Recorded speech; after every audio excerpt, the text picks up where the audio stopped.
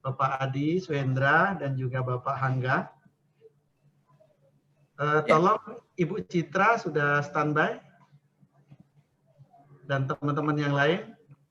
Baik, mungkin untuk efisiensi waktu Pak Adi, saya yakin Pak Adi dan Pak Hangga punya kesibukan yang luar biasa.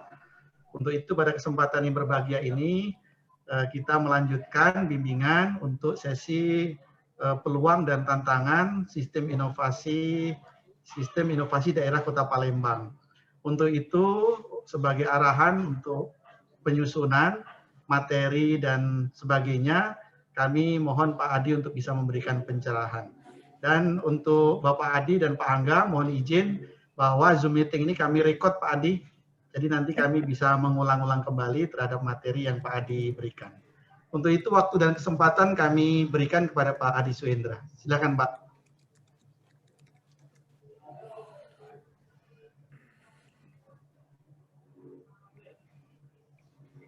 Ya, baik, terima kasih Pak Arief atas waktunya. Kita bertemu kembali nih dalam penyusunan SIDA. Pada kesempatan siang hari ini, kami sudah menyiapkan beberapa serangkaian struktur yang akan diisi dalam penyusunan SIDA kali ini. Nah, sebelumnya ini teman-teman dari Kota Palembang telah mengirimkan file berupa misalkan ya RKPD ya kan sudah disampaikan kepada kami perlu mengolahnya kembali. Tetapi yang perlu menjadi catatan adalah kami ingin melihat berapa potensi prioritasnya prioritas terhadap peluang-peluang yang terjadi pada sektor-sektor usaha begitu ya. Misalkan dari ini kita melihat ada peluang investasi penanaman modal Kota Palembang dari 2 kali target per tahun. Nah, ini kita lihat sebenarnya dari hasil RKPD yang ada di Kota Palembang. Tentunya kalau ngelihat dari RKPD-nya, ya ini banyak yang akan kita gali ya, gitu Pak ya. Kita gali. Terutama dari potensi-potensi yang ada di sini ya. Potensi infrastruktur perkotaan, ya, pariwisata, pendidikan, kesehatan. Nah, ini menjadi peluang dan tantangan. Nah, yang tak terpenting juga kita harus memperhatikan masalah aspek kesejahteraan masyarakat, Pak.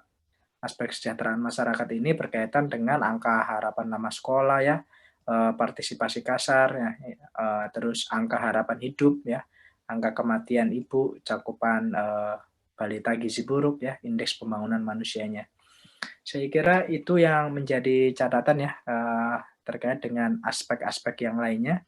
Kita bisa melihat juga di aspek daya saing Kota Palembang nih Pak. Nah, misalkan di halaman 95 kita coba melihat ya bahwa di sini kita bisa akselerasi dari ini dari aspek daya saing ya, daya saing.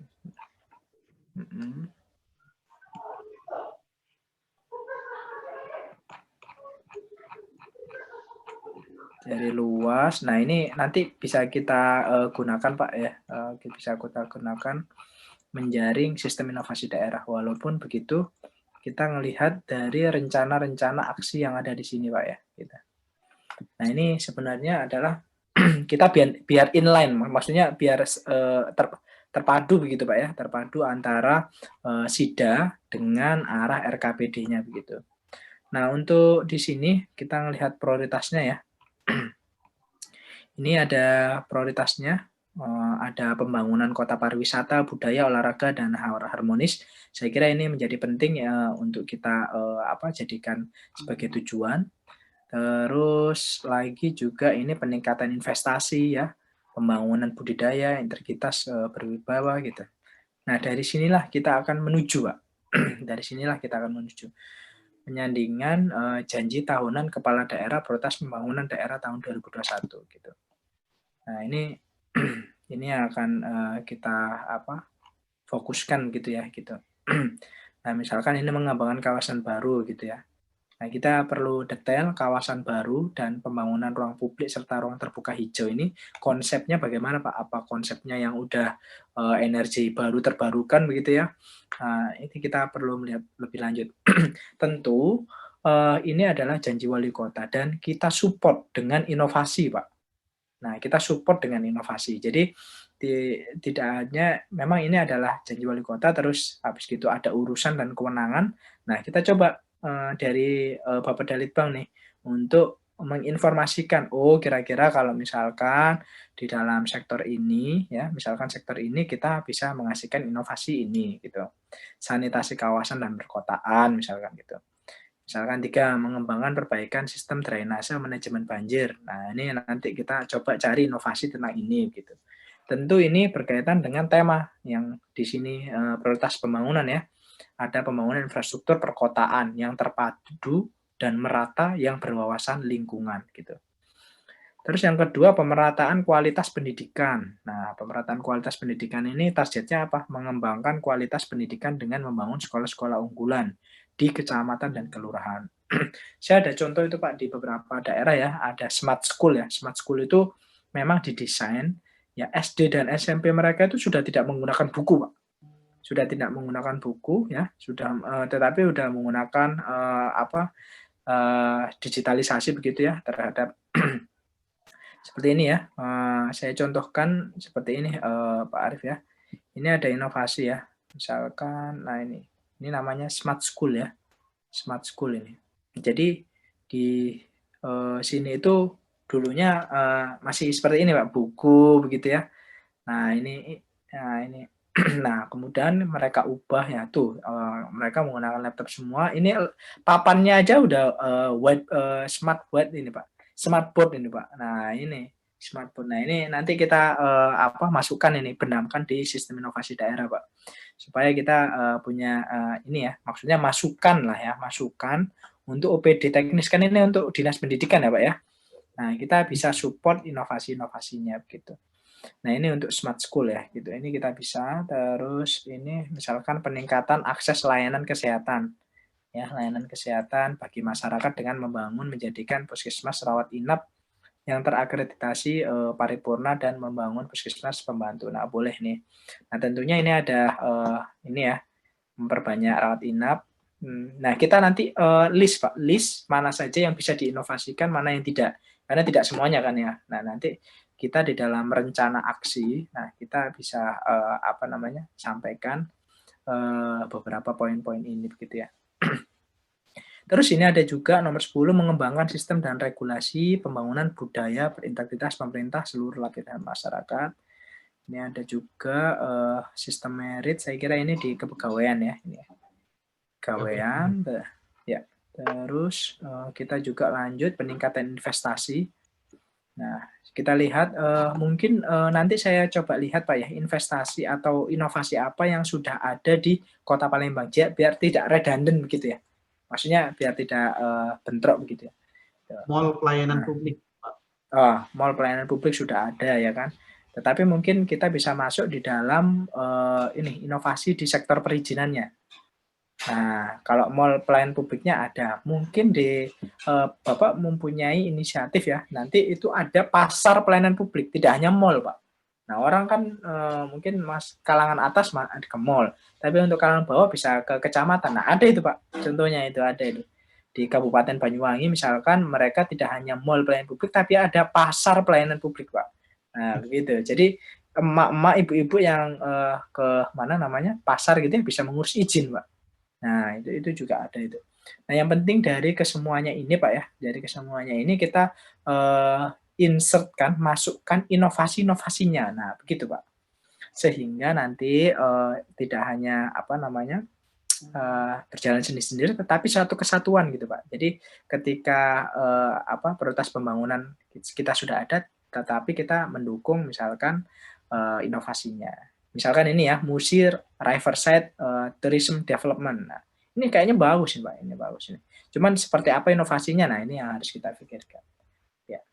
Saya kira itu Pak yang perlu kita diskusikan ya pada malam hari ini. Pada siang hari ini.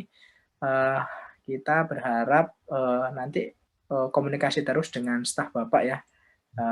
Kayak kemarin kan ini ya Google Drive sudah ada gitu, wah saya senang itu, Pak. Wah itu artinya dari timnya Pak Arief juga support gitu kan, support data gitu. Nah kita yang bertugas untuk mengelola kebijakan-kebijakan ini. Nah mungkin itu Pak yang bisa saya sampaikan pada kesempatan sampai siang hari ini ya. Terima kasih banyak. Terima kasih Bapak Adi Suhendra. Bangga sekali bahwa terjalin komunikasi dan suplai data. Artinya Bu Citra telah mengeksekusi dengan data-data yang kami miliki sudah di-sharing ke Bapak. Semoga memang bisa memenuhi. Kemudian Pak Adi, ada beberapa hal yang saya itu ingin bertanya ini Pak. Misalnya terkait dengan puskesmas, layanan puskesmas di bidang kesehatan ini. Kota Palembang kan ada 18 puskesmas Pak Adi, 18 kecamatan. Puskesmasnya itu sudah 42 jumlahnya. Oh iya ya. Ya, jadi kecamatannya 18, puskesmasnya sudah 42. Nah, bagus ya. Sehingga ini apakah ada standar gitu ya? Apakah ada standar dari Kemendagri atau dari Kementerian Kesehatan itu sejauh mana nih keberadaan eksistensi Kota Palembang dalam hal pelayanan kesehatan? Apakah dengan 18 kecamatan, 41 puskesmas ini sudah dianggap memenuhi secara proporsional misalnya, atau memang masih dianggap kurang misalnya? Nah, mohon ini bisa dicarikan standarnya, benang merahnya, sehingga kan ini menjadi bagian dari capaian kinerja dalam pelayanan di bidang kesehatan. Nah, mungkin itu pertanyaan kami sama Pak Adi. Ya. Baik, terima kasih Pak Arief. Yang ingin saya sampaikan adalah bahwa memang puskesmas itu Pak ada namanya puskesmas yang inti ya, maksudnya yang berada di kecamatan, tetapi juga ada puskesmas pembantu Pak, pustu Pak. Nah, pustu, nah kalau lihat di dalam Kota Palembang, ini kan sejatinya memang ini ya telah melebihi jumlah kecamatan yang sudah ada gitu kan. Ya, saya kira itu baik. Nah, mungkin ke depan ini saya arahkan ini agar bisa membuat inovasi-inovasi di sektor puskesmas yang memiliki tema, Pak ya. Tema misalkan ada pengembangan puskesmas layak anak. Itu lagi tren, Pak. Misalkan ada puskesmas lansia, puskesmas puskesmas kreatif. Jadi masyarakat itu mempunyai semacam rujukan gitu Pak, rujukan yang spesialisasinya dalam hal apa atau inovasinya dalam hal ini. Saya pernah menemui itu di beberapa puskesmas ya, itu misalkan puskesmas ramah anak gitu ya. Jadi banyak di situ misalkan permainan ya kan, terus edukasi. Nah, itu yang untuk mengembangkan atau masalah-masalah disabilitas mental ya kan itu sangat diperlukan ya masyarakat ya. Kemana sih rujukannya gitu kan? Mungkin kalau yang mampu bisa ya, tetapi kalau yang tidak mampu ini harus disupport oleh pemerintah daerah ya gitu. Nah ini nampaknya penting ya, ini sejalan dengan fokus SDGs Pak. Sustainable Development Goals-nya dari pembangunan capaian kita 30 tahun ke depan itu kan memimpikan bahwa kesehatan ini ya itu ya merata ya terkait dengan puskesmas tadi. Malah kalau menurut saya semakin banyak puskesmas pembantu semakin baik gitu ya. Pustu namanya, pustu ya. Ya, mungkin itu Pak Arief ya.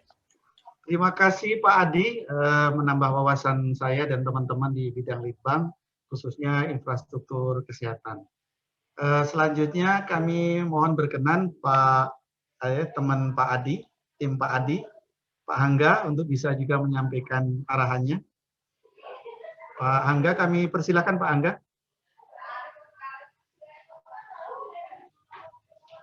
Pak Hangga. Pak Adi, Pak Hangga perlu memberi arahan atau cukup Pak Adi? Ya, nampaknya cukup Pak. Nanti mungkin bahan presentasi dari Pak Hangga bisa saya share mungkin ya terkait dengan pengolahan data karena beliau kan fokus di olah data begitu Pak ya. Fokus di olah data nanti kita sampaikan sejauh mana sekarang olah data telah dilakukan gitu Pak. Nah, nanti mungkin buat ini ya, data apa yang kurang begitu, itu dikelola oleh Mas Angga. Oh, Mungkin begitu, Pak. baik. Terima kasih banyak Pak Adi atas pencerahannya, teman-teman Litbang, Bu Citra, Mbak Lendra, dan teman-teman yang lain untuk bisa kita tindak lanjuti bersama. Terima kasih Pak Adi atas kesediaan waktunya. Sampai ketemu Ya, lagi Pak. di sesi berikutnya Pak Adi. Ya.